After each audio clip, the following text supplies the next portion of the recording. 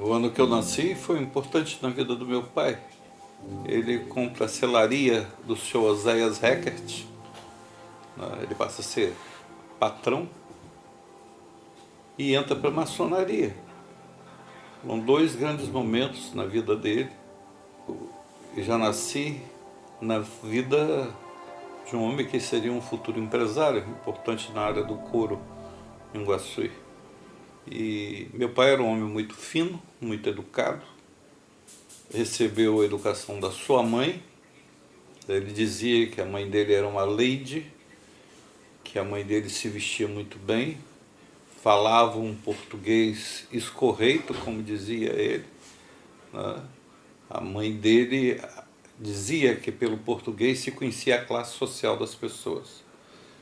E na época, quem era a costureira da minha avó era a Etelvina Rocha, que era a maior costureira da região e era sobrinha da minha avó por parte do meu avô, filho do coronel Francisco Rocha, casado com o seu Evaristo. Meu pai foi um homem muito fino, criado de uma maneira... uma mãe que falava francês, embora fosse brasileira, né? Minha avó era uma mulher fina. Minha avó esteve na Europa em 1880 e poucos. O pai era muito rico. Papai contava que ela dizia da viagem de navio, o tempo que ficaram na França. E meu bisavô falava francês, português, latim, segundo meu pai. Então, foi nesse meio que ele foi criado, numa fazenda, uma fazenda grande na época, que foi iluminada em 1920, quando a maioria da cidade do Brasil não tinha energia elétrica. A fazenda do pai dele tinha, quer dizer, ele foi um homem fino, muito fino, e nos passou uma educação assim, gostava de filosofia pura. A mãe era esotérica, era racionalista cristã, foi kardecista, e ela passa essa cultura esotérica para ele, e ele passa essa cultura para a gente. Não é? Só ouvia música clássica, e foi nesse meio que eu fui criado. Já minha mãe era filha de imigrante italiano, que veio no início do século XX para o Brasil, criada numa colônia italiana, que só falava italiano, mas casado com um homem muito sabido, que era meu avô, que era de Leopoldina, e que na década de 20 chegou a ser um grande comprador de café em Tombos do Carangola. Mas com a falência de 29, ele vendeu tudo, perdeu tudo e mudou-se para Iguaçu, onde comprou uma chácara.